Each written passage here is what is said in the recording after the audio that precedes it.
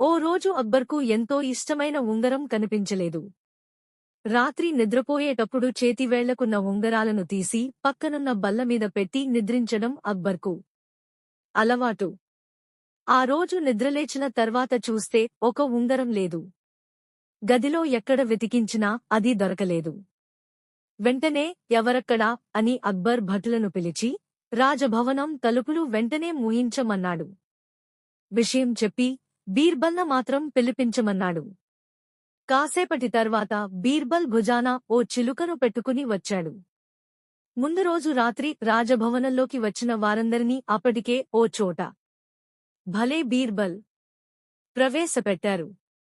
అసలే తనకెంతో ఇష్టమైన ఉంగరం పోయిన బాధలో ఉన్న అక్బర్ చిలుకతో వచ్చిన బీర్బల్ను చూసి కాస్త చిరాకుపడ్డాడు. బీర్బల్, చిలుక జోస్యం చెప్పడానికా మిమ్మల్ని పిలిపించింది అన్నాడు అక్బర్. మీకు ఈ చిలుక గొప్పదనం గురించి తెలియదు. దీనికి దివ్యదృష్టి ఉంది. చోరీ చేసింది ఎవరో ఇట్టే పసిగట్టి వాళ్ల భుజం మీద వాలి దొంగ దొంగ అని అరుస్తుంది. అప్పుడు వెంటనే ఆ వ్యక్తి చేతులు నరికించాలి. లేకపోతే ఈ చిలుక అలా అరుస్తూనే ఉండి చనిపోతుంది అన్నాడు బీర్బల్. అంత గొప్ప చిలుకను చావనిస్తామా? చిలుక వాలిన మరుక్షణం ఆ వ్యక్తి చేతులు గాల్లోకి తెగిపడతాయి అన్నాడు అక్బర్.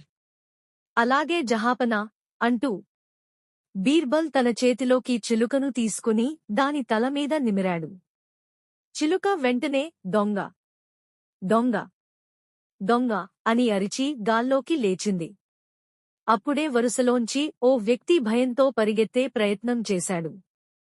భటులు వెంటనే అతన్ని బంధించారు.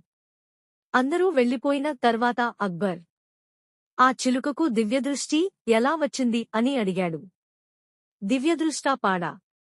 దీనికి దొంగ అనే పదం తప్ప ఇంకేం రాదు. తల నిమిరినట్లే నిమిరి నెమ్మదిగా గిల్లాను. దాంతో అది దొంగ దొంగ అంటూ గాల్లోకి ఎగిరింది అని చెప్పాడు బీర్బల్. అక్బర్ ఆనందంతో బీర్బల్ను ఆలింగనం చేసుకుని విలువైన కానుకలు ఇచ్చి పంపాడు.